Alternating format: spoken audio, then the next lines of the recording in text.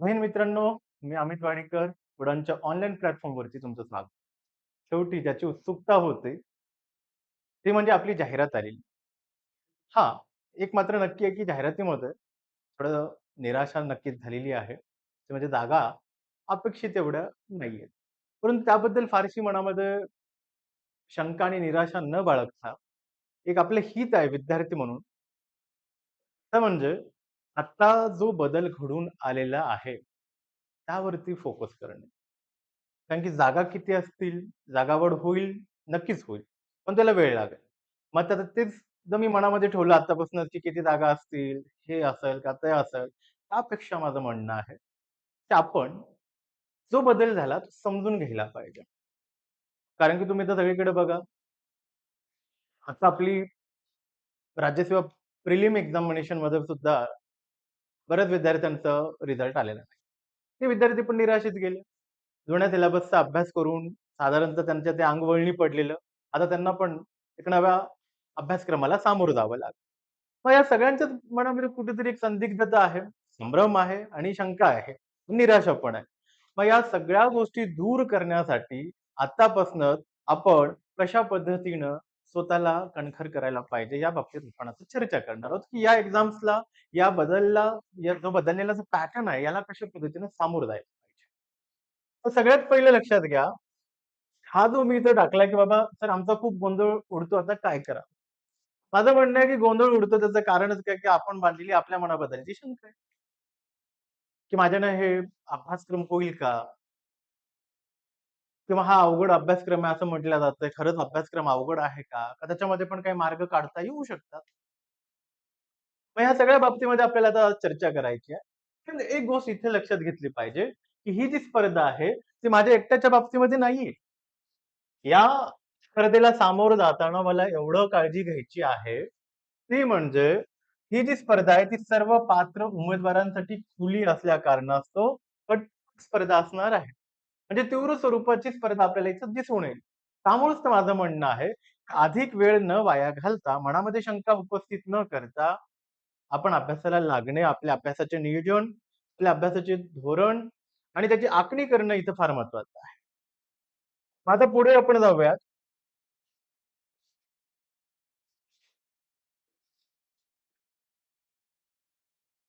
म्हणजे आता स्टेप 1 यासाठी काय करता येऊ शकतं? आता स्टेप 1 जी इथं मांडणी आपण केलेली आहे, ते म्हणजे की सगळ्यात पहिलं आपण सिलेबस जो आहे, जो आयोगाने आपल्याला जो सिलेबस दिला,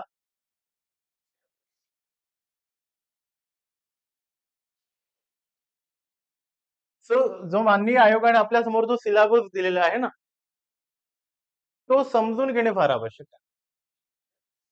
आणि आपल्या सगळ्यांना कल्पना आहे, की जो आपलं उडानचा जो म्हणजे हा जो ऑफिशियल टेलिग्रामचा आपला जो ग्रुप आहे, सॉरी, जे चॅनल आहे आणि प्लस जे आपलं टेलिग्राम आहे ऑफिशियल, त्याच्यामध्ये पण आपले प्रत्येक सर जे आहेत, ते डिकोड करत आहेत. सिलेबस डिकोड करणे म्हणजे काय, की बाबा त्या सिलेबसमध्ये दडलेला बाकीचा अर्थ काय आहे? मग ते प्रत्येक बाबतीमध्ये तुम्ही तिथं Telegramवर जे डिकोड गेलेला जो सिलेबस पडतोय पी स्वरूपामध्ये, ते तुम्ही घ्या, अभ्यासा. जेणेकरून तुम्हाला एक रणनीती आणि पुढची धोरणं ठरवायला आणि दिशा मिळवायला सोपं जाईल. आता सेकंड गोष्ट आहे, सिलेबस समजून घेतल्यामुळं काय होतंय, की नेमकं त्या limit of the constraint of काय म्हणजे त्या कन्स्ट्रेंटमध्ये राहून, त्या मर्यादेत राहून मला अभ्यास करायचा आहे. नाहीतर काय होतं, की अभ्यासाचं रँडमनेस खूप होतं. आज काहीतरी वेगळंच वाचतो, आपण उद्या काहीतरी वेगळंच वाचतो, तर आपल्याला ते नकोय. कारण की शेवटी वेळेची मर्यादा असल्यामुळे आपल्याला अभ्यास अधिक फोकस करायचा असेल, तर आपल्याला सगळ्यात मेजर जो आपल्यासाठी जो काही फॅक्टर राहणार आहे, तो म्हणजे आपला सिलेबस आहे. सिलेबसच यासाठी दिला जातो, की जेणेकरून तुम्हाला त्या कन्स्ट्रेंटमध्ये अभ्यास करायचा आहे. आता दुसरी गोष्ट म्हणजे परीक्षेचा दर्जा कसा आहे? जसं की आता आपल्या बाबतीमध्ये इथं म्हणलं तर मुख्य परीक्षा वर्णनात्मक आहे. मग वर्णनात्मक असल्यामुळे आपल्याला लिखाणाचा सराव करावा लागेल. आता लिखाणाचा सराव करण्या बाबतीमध्ये काय चर्चा राहते, की बाबा अक्षर सुंदर म्हणजे लिखाणाचा दर्जा आहे का? नाही. अक्षर सुंदर असले म्हणजे त्याच्यातून लिखाणाचा दर्जा नाही कळत. लिखाणाचा दर्जा म्हणजे, की जे लिखाण तुम्ही करत आहात, त्या पाठीमागे खरंच किती रेफरन्सेस आहेत. चिकित्सक विश्लेषण तुम्ही केलेलं आहे का? ती इन्फॉर्मेशन जी तुम्ही त्याच्यामध्ये नमूद केलेली आहे, त्याच्या पाठीमागे तुम्ही म्हणजे त्याच्यामध्ये ओपिनियन तुम्ही बिल्ड करून मांडलेली आहेत का? नुसतं स्वच्छ अक्षर काढणे म्हणजे लिखाण असा अर्थ होत नाही. अपेक्षित लिखाण म्हणजे, की असं लिखाण ज्या लिखाणाच्यामुळे कुठेतरी आपल्याला काय म्हणायचं आहे, आपलं म्हणणं काय आहे, ते आयोगासमोर स्पष्ट किंवा ते एक परीक्षार्थी म्हणून आपल्याला स्पष्ट ठेवता यायला पाहिजे. ते म्हणजे आपलं लिखाण होय. त्यानंतर कोणत्या प्रकारचे प्रश्न विचारले जात आहेत हे समजून घेण्यासाठी पूर्वीच्या वर्षांच्या प्रश्नपत्रिका पी-वाय-क्यू यांचा अभ्यास करणे हा एकमेव प्रभावी मार्ग आहे. बरेच विद्यार्थी काय करतात, पी-वाय-क्यू पाहत नाहीत, सिलेबस पाहत नाहीत.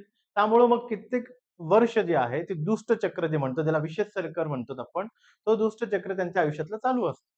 कारण की एकदा सिलेबस थोरोली अॅनलाईज नाही करायचा. त्यानंतर सेकंड गोष्ट पी-वाय-क्यूज नाही पाहिजे आणि त्यामुळं मग आपल्याला हे एक्झॅक्ट कळणारच नाहीये, की प प ज्यांना प्रश्नपत्रिका काढायच्या आहेत त्यांचा त्यांचा अप्रोच काय आहे? फॉर एक्झाम्पल जर एखादा विद्यार्थी पण असं ग्राह्य धरूयात, की एक परीक्षार्थी आहे एक्स नावाचा. तो यू-पी-एस-सीची पण तयारी करतोय आणि एम-पी-एस-सीची तयारी करतोय.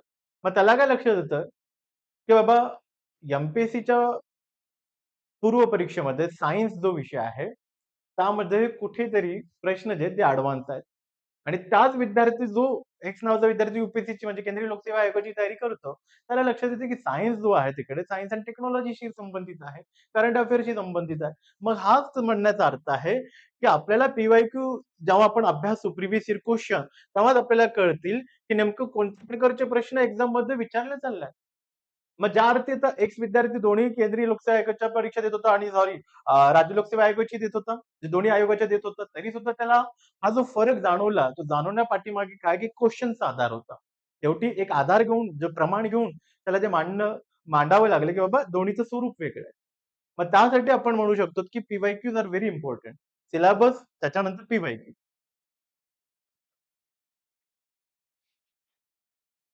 आता पुढे आहे की परीक्षा सोपी का अवघड? जेन्युइन क्वेशन आहे. बरेच जण विचारतात, की सर परीक्षा आता सोपी का अवघड? कसं स्वरूपाने आपण बघावं. सब्जेक्टिव्ह गोष्ट आहे. परीक्षा सोपी किंवा अवघड हे ठरवतं म्हणजे कोणी असं ह्याला जनरलाइज आपल्याला उत्तर नाही देता येणार. कारण की त्याचं कारण काय आहे ना, की हे तुमच्या दृष्टिकोनातून ठरलं जातंय. काही जणांसाठी डिस्क्रिप्टिव्ह सोपी राहू शकते. काही जणांसाठी ऑब्जेक्टिव्ह राहू शकतं. त्यामुळं मला वाटतं, की तुम्ही आता तुमच्याकडे अपरिहार्य आहे, की तुम्हाला ही तयारी करावीच लागणार आहे. कारण की सामान्य आयोगाने दिलेला तो सिलेबस आहे. तुम्हाला इथून पुढे तो फॉलो करावा लागणार आहे. जर तुम्हाला अधिकारी व्हायचं असेल. मग आता हे अधिकारी होणं म्हणजे शेवटी पण काय ना तुमच्या दृष्टिकोनावरच आहे. मग जर तुम्ही दृष्टिकोनच तसा ठेवला, जर नकारात्मक सुरुवातीपासूनच, साहजिकच आहे त्याचे तुम्हाला परिणाम भोगावे लागणार. पण तुमच्या मनामध्ये सकारात्मकता आहे आणि ती सकारात्मकता तुम्ही बघता, की नवीन झालेला सिलेबस जो आहे, जो बदल आहे, त्याचा मला फायदा करून घ्यायचा आहे. कारण की सगळेच गोंधळलेले आहेत. जेवढे विद्यार्थी आमच्याशी संपर्क साधतात, त्यावरून एकतरी एक अनुमान आपण ढोबळ लावू शकतो. प्रत्येकाच्या मनामध्ये संभ्रमावस्था आहे. प्रत्येकजण कुठेतरी या अवस्थेमध्ये आहे, की पुढे जावं कसं? मग आता तुमच्या समोर सगळ्यात मोठी संधी उपलब्ध आहे. ती संधी म्हणजे काय? जर तुम्ही योग्य नियोजन केलात, योग्य स्ट्रॅटेजी ठेवली आणि योग्य पद्धतीनं ज्याला म्हणता येईल, की वेल फोकस अभ्यास केला, तर नक्कीच तुम्हाला अपेक्षित यश येऊ शकतं. मग शेवटी हे पण तुमच्या दृष्टिकोनावरच होतं ना. त्यामुळं आपण असं म्हणूयात, की परीक्षा सोपी का अवघड हे दृष्टिकोनावर डिपेंड आहे. आता पुढे आहे जो स्टेप सेकंड ज्याला आपण म्हणतो, ते म्हणजे की प्रिलिम का मेन्स तयारीची सुरुवात आता कुठून करू आहे? आता आपल्या उडानच्या त्या Telegramवर बरेच जणांचे मेसेज येत असतात. त्याच्यामध्ये पण हा प्रश्न येतो, सर सप्टेंबरमध्ये प्रिलिम एक्झामिनेशन ठेवली गेलेली आहे. म्हणजे सप्टेंबरच्या शेवटच्या आठवड्यामध्ये आपल्याला जो आहे पूर्व परीक्षेला सामोरं जायचं. मग आता ढोबळ विचार केला तर आपल्याकडे साधारणतः तयारीची सुरुवात कुठून करावी? म्हणजे प्रिलिम्सपासनं मेन्सकडे जाऊ का मेन्सपासनं प्रिलिम्स जाऊ? स्टँडर्ड तर हेच आहे की तुम्ही पहिले मेन्सचा अभ्यास करा. त्यानंतर तुम्ही प्रिलिम्सचा अभ्यास करा. कारण की तुमच्या मेन्सच्या जी-एस 1, 2, 3 मध्ये अल्मोस्ट एक 60% जो अभ्यास आहे तो प्रिलिमचा झालेला असतो. परंतु आता ही तयारी कशी करावी हे उपलब्ध वेळेवर अवलंबून आहे. ह्याचं प्रमाण काहीतरी ठरवावं लागणार ना. म्हणजे प्रमाण काय ठरवलं, की प्रिलिम्स करू का पहिलं का मेन्स करू? का मेन्स करू का प्रिलिम्स करू? तर ह्याचं प्रमाण काय? वेळेची उपलब्धता. मग आता सध्या घडीला आपण जर विचार केला, कालच जाहिरात पडल्यामुळं आणि पूर्वी आपल्याला सांगितलं, की बाबा सप्टेंबरमध्ये जी आहे तुमची पूर्व परीक्षा होणार आहे. मग ढोबळ विचार केला, तर आपल्याकडे आपण असं म्हणूयात, की साधारणतः एखाद्या परीक्षेला 6 महिने बाकी असतील. मग आता जर साधारणतः 3 महिने जे आहेत, तुम्ही मुख्य परीक्षेचा अभ्यास करायला पाहिजे.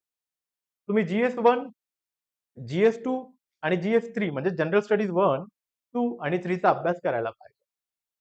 आता फॉर एक्झाम्पल समजा आता आपला जो परीक्षार्थी आपण असं मानूयात, की राज्यसेवाचा विद्यार्थी आहे आणि त्याला GS1 त्यांनी आता मुख्यचा अभ्यास सुरू केला. त्याला कल्पना आहे, की एकतर आर.एस. शर्मा वाचावं लागेल आणि थोडंफार मेहतांचं पुस्तक वाचायला लागेल. आणि आपल्याला पूर्णतः कल्पना यायला पाहिजे, जर आपण पी-वाय-क्यूज बघितले असतील तर, एकतर जे एन्शियंट इंडियाचे जे प्रश्न आपल्या पूर्व परीक्षेला विचारण्यात येतात, ते आर.एस. शर्मा आणि मेहता यामधूनच येतात. म्हणजे ह्याचाच अर्थ त्याचा मेन्सचा पण अभ्यासाची तयारी होत आहे आणि प्लस पूर्व परीक्षेचीही होत आहे. त्यामुळे मुख्य परीक्षेचा अभ्यास जर आता आपण 3 महिने जर मुख्य परीक्षेचा अभ्यास नाही केलो, तर आपल्यासाठी येणारा अटेम्प्ट नाहीये. आपण पुढच्या वर्षीचं नियोजन करायला पाहिजे. पण तुम्हाला जर याच वर्षी आपल्याला सगळे टप्पे एकंदरीत उत्तीर्ण व्हायचे असतील, तर मग आता एकमेव उपाय तुमच्या हातामध्ये आहे, ते म्हणजे 3 महिने मुख्य परीक्षेच्या अभ्यासाच्या अनुषंगाने रणनीती आखणे आणि त्यातनं पण काही प्रिलिम्सचा अभ्यास होत असतो. त्यामुळे शेवटी हा दृष्टिकोन आहे. आता असंही भरपूरदा होऊ शकतं, की नुसताच प्रिलिम्सचा अभ्यास मला 5 महिने करायचा आहे. एवढं करून पण विद्यार्थ्यांना यश शेवटी मिळालं नाहीये. काही विद्यार्थी त्यामध्ये नापास होतात. म्हणजे काही जण तर 5 महिने अभ्यास करतात, 7 महिने प्रिलिम्स अभ्यास करतात, तरी सुद्धा त्यांना उत्तीर्ण होता येत नाही. त्यामुळे माझं म्हणणं काय आहे ना, की किती महिन्यावरून आपण ठरवू नाही शकत, की मी उत्तीर्ण होणार का नाही होणार.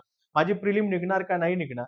माझं म्हणण्याचा अर्थ काय आहे ना, की प्रत्येक संदर्भ जो आहे, तो जातो, की तुम्ही त्याचं नियोजन कसं आखता. म्हणजे एक तर दिलेला सिलेबस, त्याच्यानंतर प्रिव्हियस इयरचे क्वेश्चन.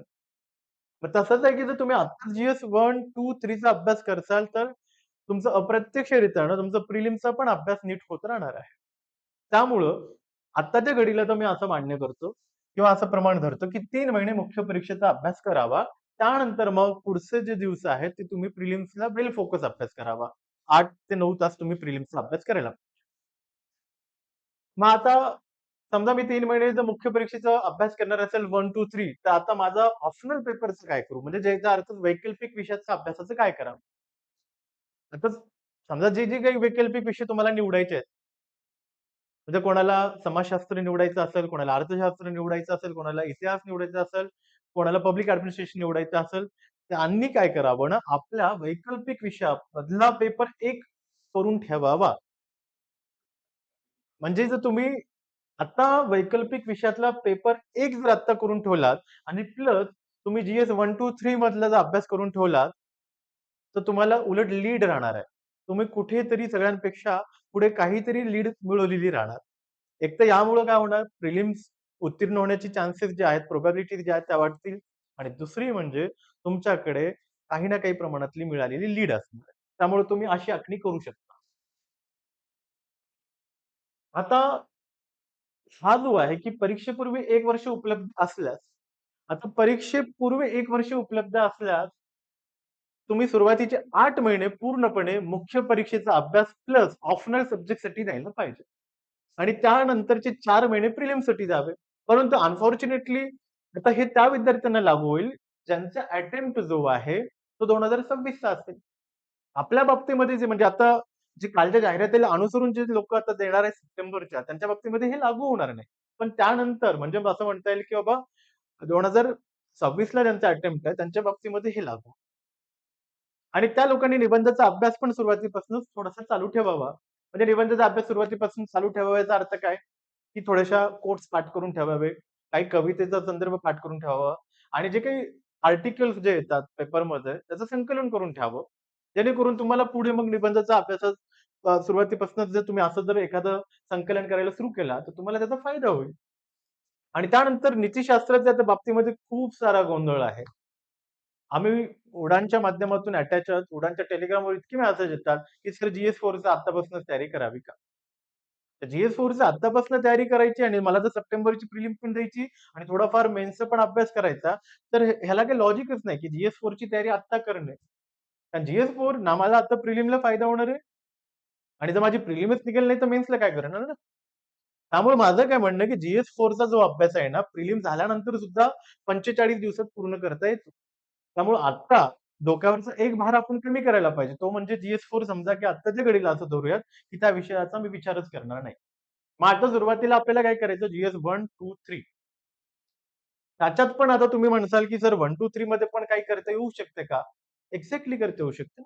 जसं की आता GS3 या पेपर बाबतीत जर आपण चर्चा केली, तर त्यामध्ये डिझास्टर आहे, एन्व्हायर्नमेंट आहे, ॲग्रीकल्चर आहे. तर ते पण टाळलं तर चालेल. त्यातला इकॉनॉमिक्स जो आहे, जो की एक मोठा कंटेंट आहे. म्हणजे ज्याला म्हणता येईल, की त्याचं वेटेज खूप जास्त आहे. 100 एक साधारणतः क्वेशन जे आहेत किंवा 120 च्या साधारणतः क्वेशन 250 पैकी हे इकॉनॉमिक्सशी संबंधित राहू शकतात. मग GS3चा जनरल स्टडीज पेपर 3चा जर मी इकॉनॉमिक्सची जर आत्तापासून अभ्यास केला, अल्टिमेटली मला फायदा प्रिलिमला तर होणारच आहे. आणि सोबत त्याचा फायदा GS3 मधला माझा इकॉनॉमिक्सचा पोर्शन पूर्ण झालेला असेल. मग माझ्यासाठी उरतं काय? सायन्स एंड टेक उरतं, बरोबर? त्यानंतर एन्व्हायर्नमेंट उरतं, ॲग्रीकल्चर आहे, त्यानंतर पण करता येईल ना. म्हणजे जर माझी प्रिलिम परीक्षा उत्तीर्ण झाली, त्याच्यानंतरही मला साधारणतः जो वेळ भेटतो 4 महिने किंवा 5 महिन्याच्या आसपास, त्यामध्ये हे करता येऊ शकतं. त्यामुळे तुम्ही आत्ता आखणी जी आहे ना, ती अनुसरण त्या अशा पद्धतीने अनुसरायला पाहिजे, की GS1 चा अभ्यास, GS2 आणि GS3 चा अभ्यास ज्याचा संदर्भ प्रिलिमशी प्रत्यक्ष आहे, तो भाग पूर्ण करणे आणि सोबत प्रिलिम्सवर आपण ज्याला म्हणता येईल ना, की त्याचे पी-वाय-क्यू बघायला सुरू करणं. म्हणजे ॲट लीस्ट 7 ते 8 वर्षाचे तरी पी-वाय-क्यूज जे आहेत, ते आपण अभ्यासायला पाहिजेत. मग प्रिव्हियस इयर क्वेश्चन जर तुम्ही अभ्यासायले किंवा अभ्यासायला सुरुवात केले, तर तुमची प्रिलिमची पण शक्यता दाट आहे, की तुम्ही उत्तीर्ण होण्याचे चान्सेस वाढतील. तुमचा मेन्सचाही अभ्यास चांगला होत राहील आणि तुमच्यावरचा लोड कमी होईल. त्याच अनुषंगाने मी म्हटलं, की आता नीतिशास्त्राचा अभ्यास करण्यात काही लॉजिक नाहीये. तर आफ्टर 45 डेज प्रिलिमच्या नंतर करता येऊ शकतं. जेव्हा तुम्ही मेन्सला पात्र होसाल त्यावेळेस. आता पुढे की मुख्य परीक्षेत चांगले गुण कसे मिळवायचे? येस. आता ही मात्र एक महत्त्वाची चर्चाच्या वळणावर आपण आलेलो आहोत असं म्हणतो, की दृष्टिकोन जो आहे, एक अप्रोच जो आहे, की मला मुख्य परीक्षेमध्ये चांगले मार्क्स मिळवायचे. तर 2 दृष्टिकोन आपल्या समोर दिसून येतात ढोबळपणाने.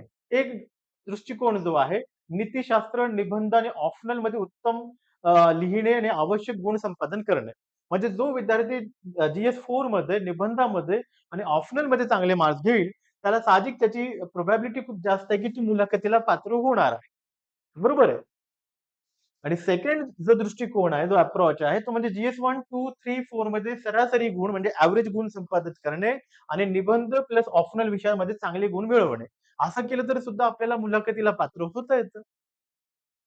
म्हणजे रणनीती काय ठेवता यायला पाहिजे, की नीतिशास्त्र. आता तुम्ही म्हणसाल, की जर तुम्ही आता म्हणलात, की नीतिशास्त्राचा अभ्यास आता नको 45 दिवसात होता. अगदी खरं आहे.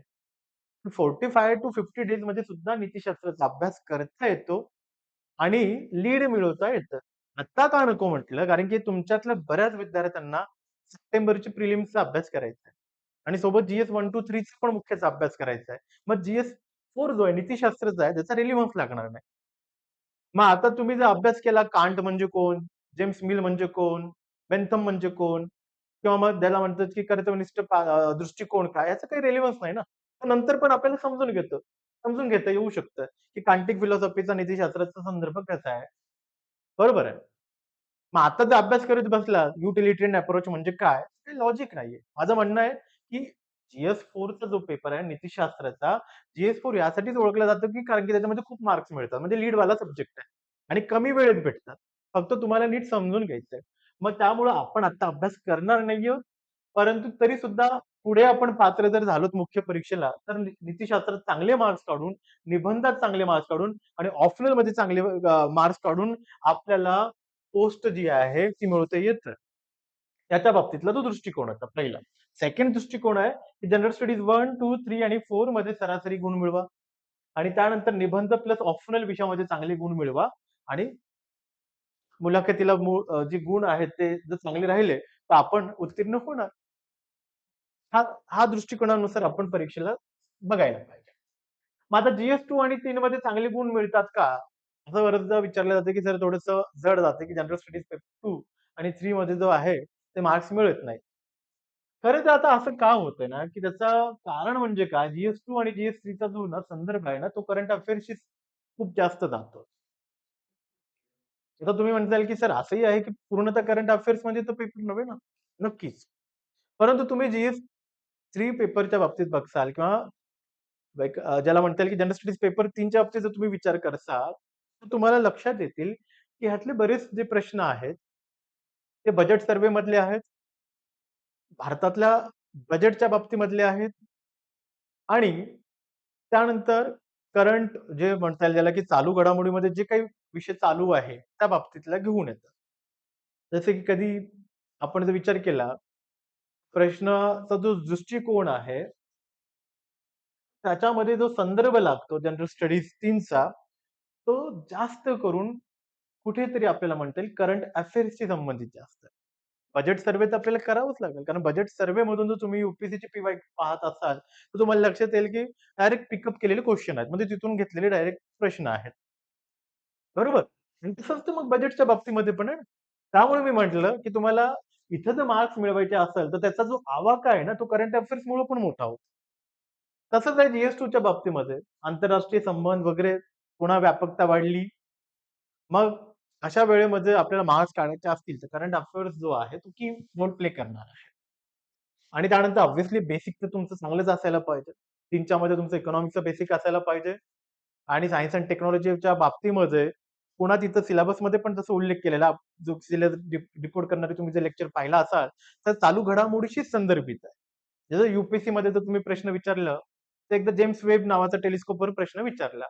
आता जेम्स वेब टेलिस्कोपवर प्रश्न विचारण्याचं कारण काय होतं? कुठेतरी त्याचा करंट संदर्भ होता आणि ज्या बिग बँगच्या ज्या थेअरी होत्या, हबल टेलिस्कोप त्याच्यासाठी पूर्वी अभ्यास करत होता. त्या एव्हिडन्सेस जे इम्पिरिकल एव्हिडन्सेस कलेक्ट करण्यासाठी, की खरंच बाबा बिग बँग झाली का? विश्वाची रचना कशी आहे? मग त्यानंतर आपण काय केलं जेम्स वेब पाठवलं.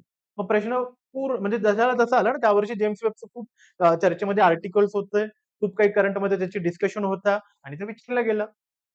तसंच आता एआयच्या बाबतीत आहे किंवा परवा तुम्ही बघसाल जे चायनामध्ये झालं DeepSeek नावानं जे हाहाकार DeepSeekच्या माध्यमातून घडला, त्याबद्दलही तुम्हाला कदाचित प्रश्न विचारले जाऊ शकतात, की what is mean by machine learning models बरोबर? किंवा नॅचरल लँग्वेज प्रोसेसचे जे काही मॉडेल्स आहेत ते काय आहेत? मग ते हे जे याचे जे सगळे संदर्भ लागणार आहेत, ते कुठून लागणार आहे? ते चालू घडामोडीतूनच लागतील ना. त्यामुळे याचा आवाका मोठा असल्यामुळे काही विद्यार्थ्यांना अशी शंका येते, की इथं स्कोर होत नाही. परंतु त्याबद्दल विचार न करता माझं म्हणणं काय, की तुम्ही उलट तुमचा स्वतःचा आवाका वाढवून घेणे हेही त्याचं ठरतं. मार्क्स मिळतात. पुढे आता एन बेसिक्स मजबूत करणे गरजेचे आहे का? म्हणजे हा त्यांच्यासाठी नाहीये. जे आता त्यांचा पहिला अटेम्प्ट आहे आणि पहिला अटेम्प्ट बऱ्याच जणांसाठी संधी पण असते आणि बऱ्याच जणांसाठी इंट्रोस्पेक्शन असते. म्हणजे आत्मचिंतन करण्याची संधी आहे. एकदा रिझल्ट नाही आला तर आणि बऱ्याच जणांसाठी संधी संधी म्हणजे काय? ज्यांनी प्रिलिम क्लिअर केली त्यांच्यासाठी संधी आहे. त्यांचं वय कमी असल्यामुळे साहजिकच आहे. त्याच्यासाठी विन विन सिच्युएशन आहे. परंतु असे विद्यार्थी जे खूप फर्स्ट इयर, सेकंड इयरला आहेत, त्यांना ही परीक्षा द्यायची आहे आणि असे आपलेही काही विद्यार्थी, की ज्यांनी आजपर्यंत कधी बेसिक वाचलेलंच नाहीये.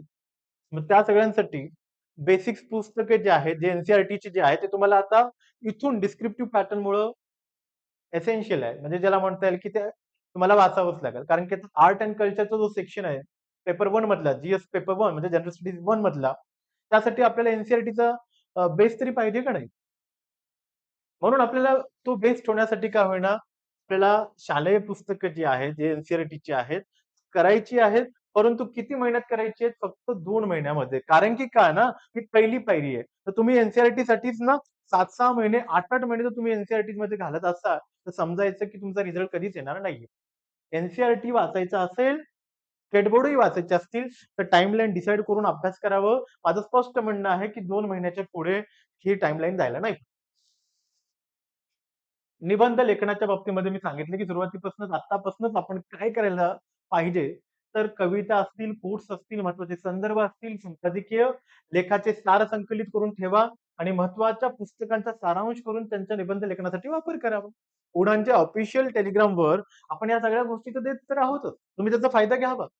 पण तुम्ही स्वतः पण माझं म्हणणं आहे, की यामध्ये आत्तापासूनच तुम्ही तयारीला लागा, जेणेकरून मोठा पेपर जो आहे 250 मार्काचा जो फक्त निबंधावर पेपर आहे, 2 निबंध 125 मार्काचे, त्याच्यात जर तुम्हाला लीड असेल, तर चान्सेस खूप हाय आहेत, की तुम्ही मुलाखतीला पात्र असाल.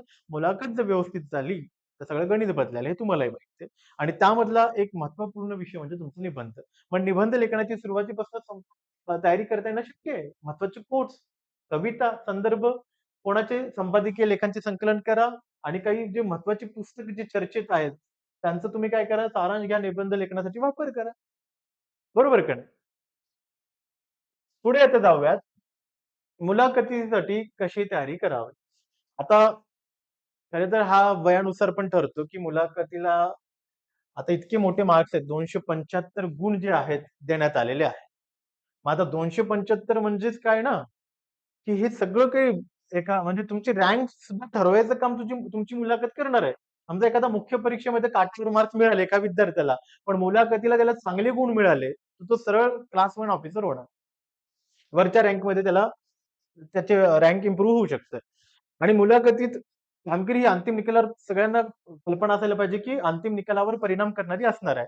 म्हणजेच आता जे मार्क्स दिलेत मुलाखतीसाठी 275 गुण म्हणजे खूप जास्तीचे मार्क्स आहेत. आणि हे तुमच्या पूर्ण रिझल्टवर जे आहे, ते काय करू शकतात, परिणाम करू शकतात. मग त्याच्यासाठी आता काय करता येऊ शकतं, ह्याची आखणी कशी करावी, हे पण आपण थोडं समजून घेऊया. एक म्हणजे ज्यांचं वय 21 ते 25 वर्ष आहे, ज्यांचं वय 21 ते 25 वर्षांचं आहे, त्यांनी काय करायला पाहिजे, नैसर्गिक संवाद शैलीमध्ये मुलाखतीला सामोरं जावं. कारण त्यांच्याकडे असंही वय असल्यामुळं फार बर्डन ऑफ प्रेशर तर राहणार नाही. जसे ते नॅचरली आहेत त्या माध्यमातून त्यांनी जावं. पण तयारी करून जावी. 26 वर्षांवरील उमेदवारांनी थोडा परिपक्व दृष्टिकोन ठेवून उत्तरांची पूर्वतयारी करावी. कारण की वय वाढलं असल्यामुळे मुलाखत घेणाऱ्यांना असं अपेक्षित आहे, की तुमची परिपक्वता पण तेवढी आहे का? कारण की एज ऑफ मॅच्युरिटी नावाची पण एक गोष्ट आहे ना, त्यामुळं. आणि ते त्याहून मोठ्या वयाच्या उमेदवारांनी आपल्या विलंबनाचे स्पष्ट कारण, करिअरमधील अंतर कसे भरून काढले, याची उत्तरे तयार ठेवावीत. म्हणून माझं म्हणणं आहे, ही जी चर्चा चालू आहे 275 मार्क्स एवढं काय गुणदानासाठी देण्यात आलं, बऱ्याच जणांना ते मान्य झालं नाही. परंतु मी पहिलंच म्हटलं, की आपल्याला काय मान्य होते, न होते यावर विचार न करता, आयोगाचाही सन्मान ठेवून एक परीक्षार्थी म्हणून आपण अभ्यास करणे हे आपल्या हितच आहे. आणि उलट सगळे आता इक्वल प्लेग्राऊंड आहे ना, म्हणजे ज्याला ज्याला म्हणता येईल, की ओल्ड सिलेबसचे पण विद्यार्थी असतील, न्यू सिलेबसचे जे विद्यार्थी असतील, सगळ्यांना आता एकच प्लेग्राऊंड आहे. ते म्हणजे बोथ आर इक्वल. ते आता इथून त्यांना सगळ्यांना सुरुवात करावी लागणार आहे. आणि यूपीएससीचे जे विद्यार्थी अभ्यास करतात, सगळ्यांना माहीत आहे यूपीएससीची तयारी जरी करणारे विद्यार्थी असतील, तरी प्रश्न राज्य लोकसेवा आयोग काय काढेल हे आपण कोणीच आत्ता सांगू नाही शकत. त्यांची मुख्य परीक्षा जी आहे होणारी आपली आयोगाची पहिली जेव्हा होईल, त्यावेळेस तुम्हाला लक्षात येईल, की अरे, हे तर यूपीएससी पेक्षा थोडी वेगळीच आहे. म्हणजे सांगण्याचा अर्थ काय ना, की कोणत्याही मनामध्ये पूर्वग्रही दूषितपणा न बाळगता आपण दिलेल्या आता सिलेबसवर फोकस ठेवावं, त्यानुसार अभ्यास करावा. यूपीएससी सारखेच प्रश्न असतील का? सोपे असतील का? का मध्यम स्वरूपाचे प्रश्न असतील? कशाला आपल्या जो हातातच गोष्टी नाहीयेत त्याबद्दल आपण चर्चा का करावी?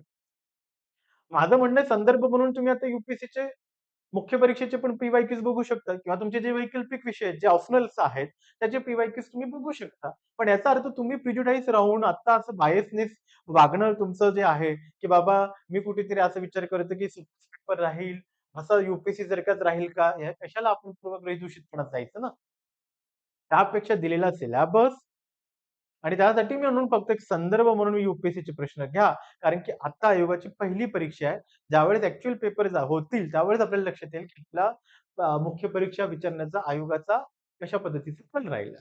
त्याबद्दल जास्त मनात कल्पना न करता अभ्यास करावे आणि त्याच बाबतीत माझं म्हणणं होतं, की मुख्य परीक्षेचा अभ्यास कसा 275 मार्क दिले म्हणून काही जणांची तक्रार आहे. माझं म्हणणं, या सगळ्या तक्रारीपेक्षाही तुमचा दृष्टिकोन जर सकारात्मक असेल, तर तुम्ही नक्कीच जे आहे, की पास होण्याचे चान्सेस जे आहेत, उत्तीर्ण होण्याचे चान्सेस जे आहेत ते वाढतील.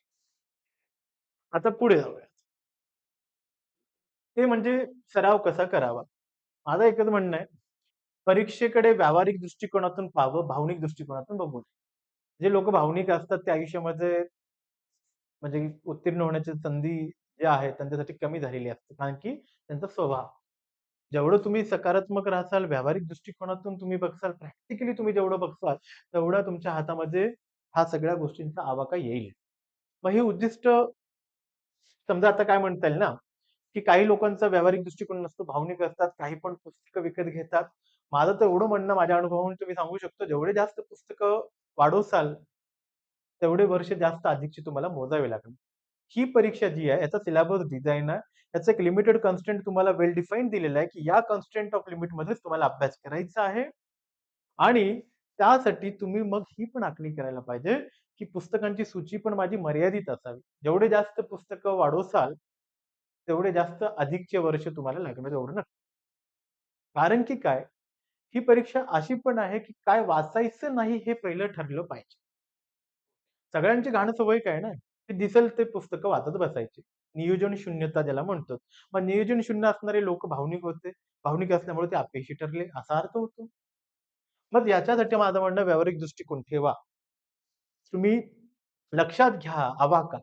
अवाका तेवढाही मोठा नाही जेवढा चांगला चाललाय. तर तुम्ही प्रॅक्टिकल अप्रोच ठेवला तर. दुसरी गोष्ट म्हणजे ज्ञान मिळवण्याचं उद्दिष्ट नसावं. कारण की ह्याचा दृष्टिकोन काय असावं, की परीक्षेच्या मागणीनुसार अभ्यास करून त्याच्यात गुण कसे मिळवायचे, मार्क्स कसे मिळवता येतील. बरोबर? ज्ञान मिळवण्यासाठी तर विद्यापीठ होते, कॉलेज होते. आयोगाकडे काय ज्ञान मिळवण्यासाठी जायचं ना. मग उपलब्ध वेळेचा सर्वोत्कृष्ट वापर करण्यासाठी स्ट्रॅटेजी बनवावी लागेल. जे काही तुम्हाला तुमच्या शैलीनुसार स्ट्रॅटेजी बनवायची ती तुम्ही बनवावी. प्रत्येकी ही जी गोष्ट आहे, त्याला मी ॲब्सोल्यूट म्हणणार नाही. कारण की ती सापेक्ष आहे. आपल्या म्हणजे ज्याला म्हणता येईल की दृष्टिकोनातून तुम्ही स्ट्रॅटेजी बनवायला पाहिजे. एक्स नावाच्या व्यक्तीची स्ट्रॅटेजी काहीतरी वेगळी असेल, वाय नावाची जी वेगळी राहील. तुमच्यासाठी कोणती योग्य आहे ह्याचा तुम्ही विचार करावा. संदर्भ म्हणून तुम्ही टॉपर्स जे होते त्या त्या विषयाचे किंवा त्या पूर्वीच्या वर्षीचे त्यांचा संदर्भ घेऊ शकता. पण तुमची आखणी असावी. त्यानंतर सर्वप्रथम पुन्हा एकदा जे म्हणतो की आता काय करायला पाहिजे, तेच आणखीन एकदा सिलेबस घ्या.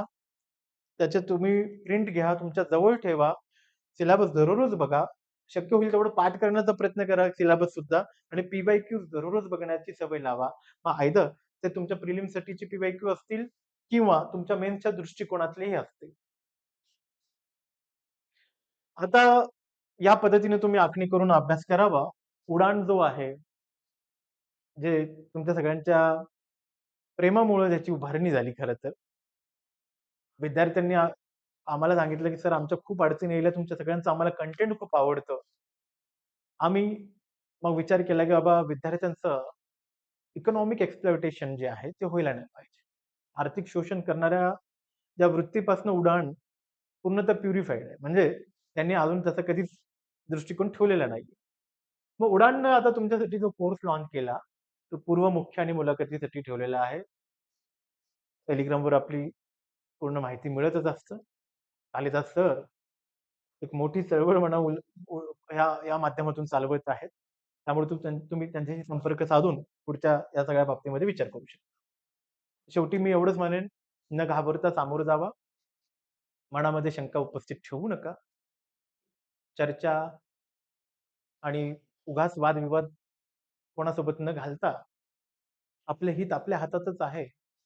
या अनुषंगानं स्वतःशी होईल तेवढं संपर्क साधा, स्वतःला शोधा. तर 100% माझं म्हणणं आहे, की लवकर उत्तीर्ण होसाल आणि ही संधी आहे तुमच्यासमोर. सगळे गोंधळलेले विद्यार्थी, या गोंधळलेल्या विद्यार्थ्यांमध्ये, या वातावरणामध्ये जो शांत राहायला शिकेल, जो संयमानं आपली वाट जी आहे आखणी करेल स्वतःहून, तो यशस्वी होणार. ह्यामध्ये काही शंका नसावी. Thank so much.